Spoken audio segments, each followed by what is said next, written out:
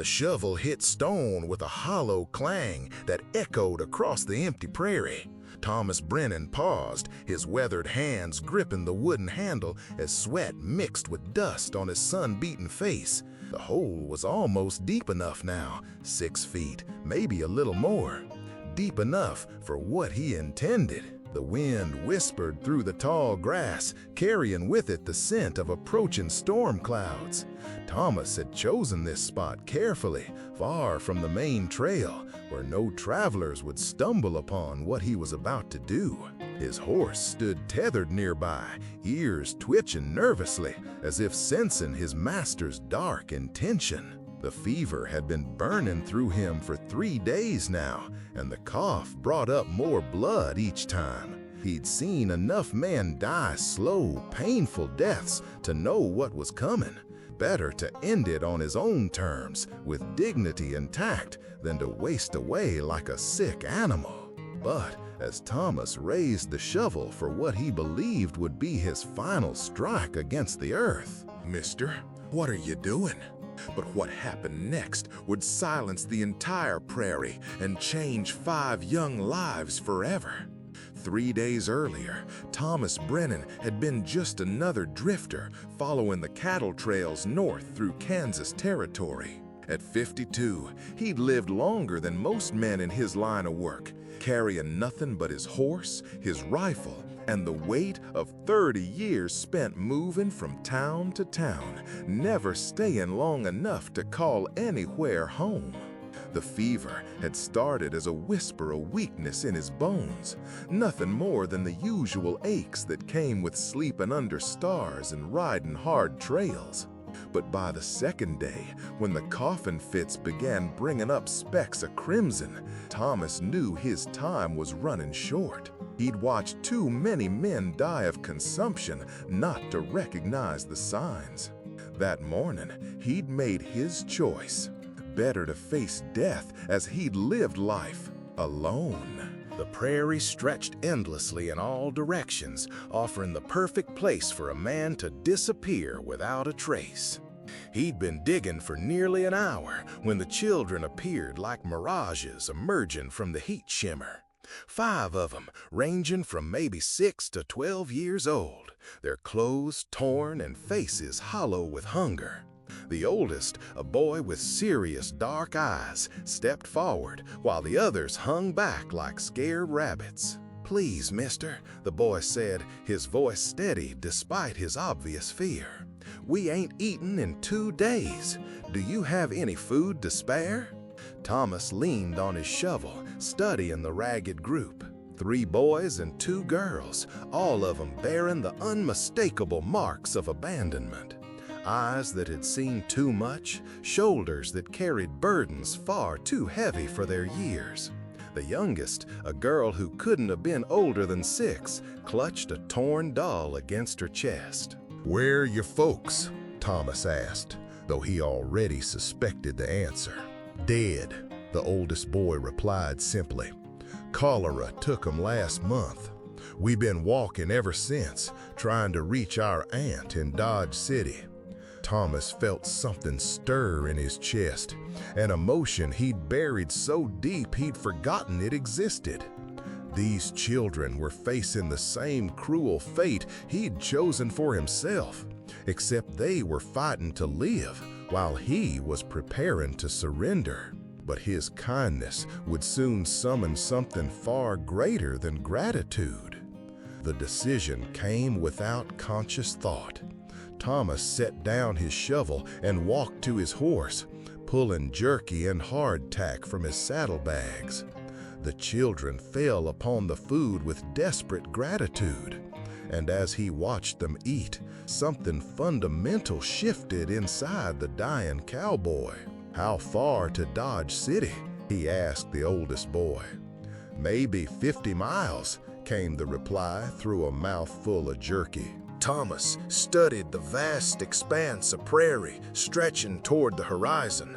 50 miles through dangerous territory with outlaws and hostile tribes known to patrol these lands.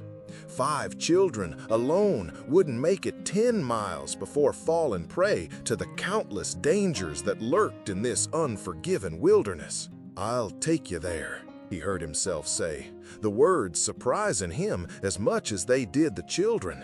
The eldest boy's eyes widened.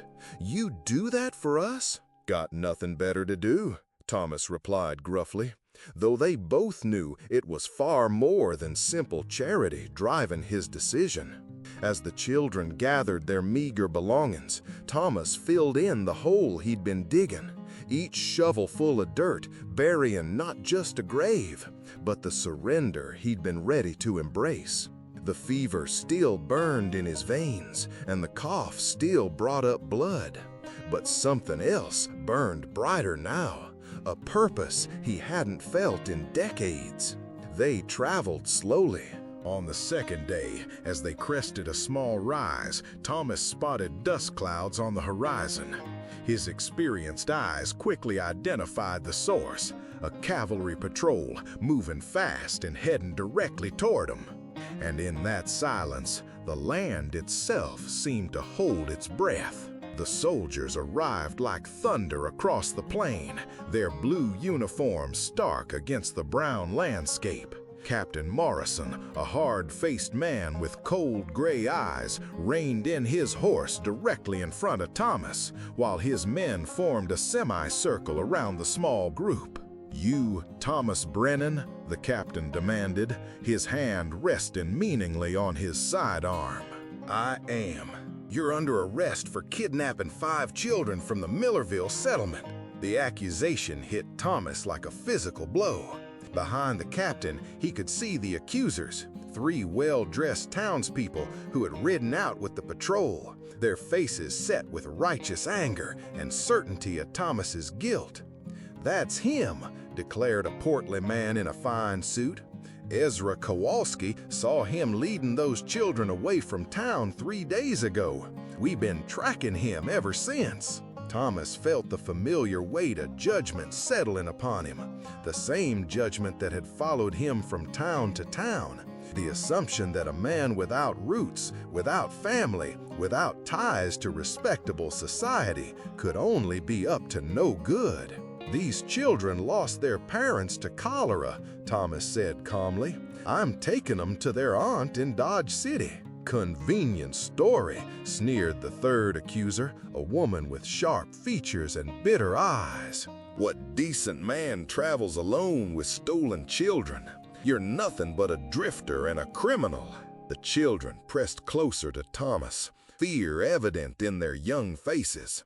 The youngest girl, Sarah, still clutched her ragged doll, while tears began streaming down her cheeks. "Please don't take us away from him," begged the oldest boy, his voice breaking. "He's the only one who helped us. He's the only one who cared." But Captain Morrison's expression remained unmoved. "Step away from the children, Brennan. You're coming back to Millerville to face charges." Thomas looked down at the 5 young faces staring up at him with desperate hope, and felt something crystallize in his chest. Kindness could cost him his life, but cruelty would have already killed his soul. "I'm not going anywhere without proof of wrongdoing," he said quietly. The captain's eyes narrowed. "The proof is standing right there. 5 missing children and 1 vagrant with no explanation for his actions." "Actually," said a small voice that cut through the tension like a silver blade, "we have proof." Sarah, the youngest of the group, stepped forward with her torn doll clutched against her chest. With careful, deliberate movements, she reached into a hidden pocket in the doll's worn dress and withdrew something that made Captain Morrison's certainty crumble like dust in the wind.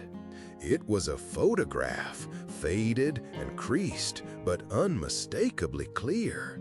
The image showed all 5 children standing with a woman in front of a simple wooden house. On the back, written in a careful, feminine hand, were the words, "My darling sister Emma, If anything happens to me, please care for my children.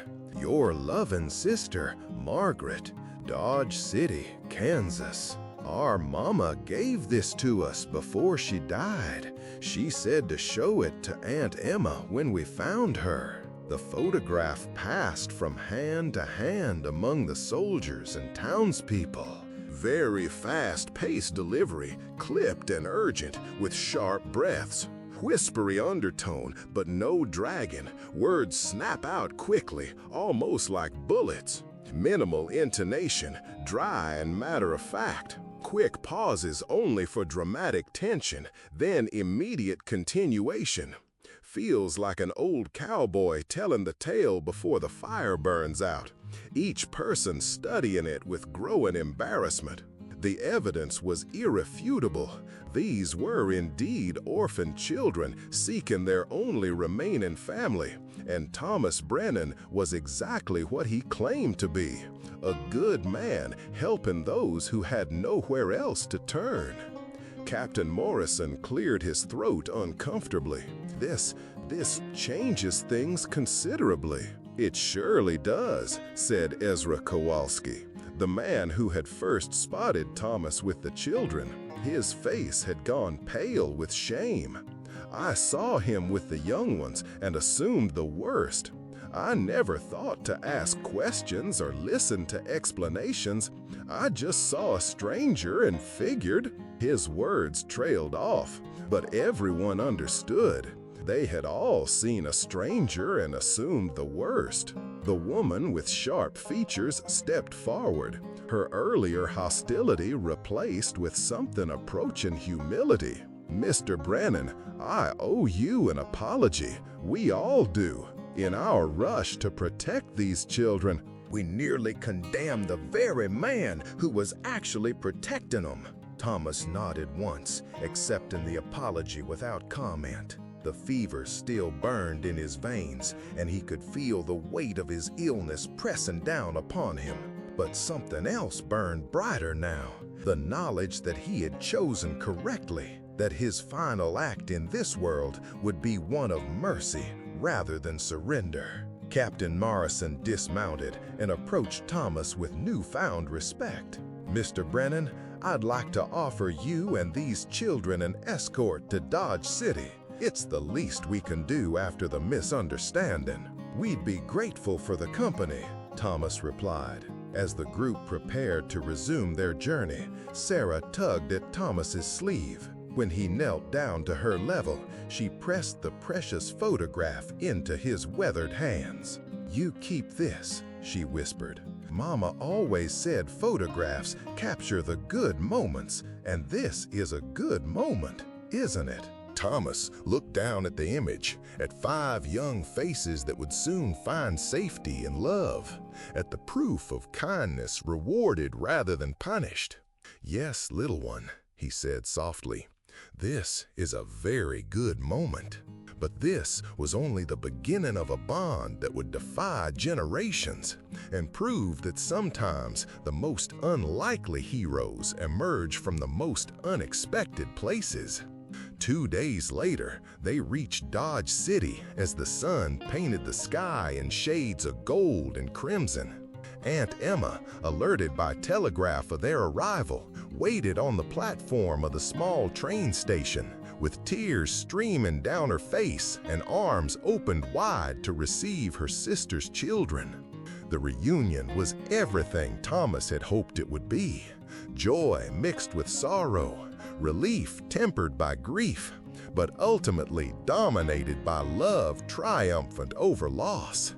As he watched the 5 children disappear into their aunt's embraces, Thomas felt a profound peace settle over his fever-racked body. His work was done. He had chosen compassion over surrender, service over selfishness, and in doing so had discovered that a life's final chapter could be its most meaningful. Captain Morrison approached as Thomas prepared to mount his horse. "Where will you go now, Mr. Brennan?" Thomas looked out at the vast prairie stretching endlessly toward the horizon, then back at the warm glow of lamplight in the windows of Aunt Emma's house, where 5 children were beginning new lives filled with hope. "Wherever the trail leads," he said simply, "same as always."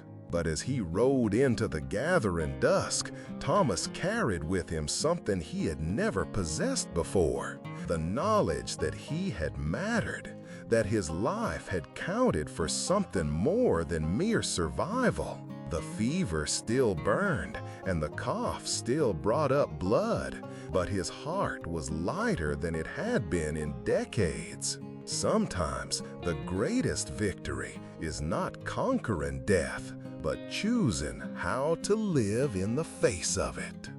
Sometimes mercy is the highest form of courage, and sometimes when we think we're saving others, we discover they've been saving us all along. Would you have risked everything for 5 abandoned children? Would you have chosen compassion over self-preservation when your own time was running short? The prairie wind carries many stories, but the ones that endure are those where ordinary people choose extraordinary kindness in the face of impossible odds. Subscribe for more powerful stories like this, and click on the video on the screen to watch the next one with a twist so powerful you'll never forget it.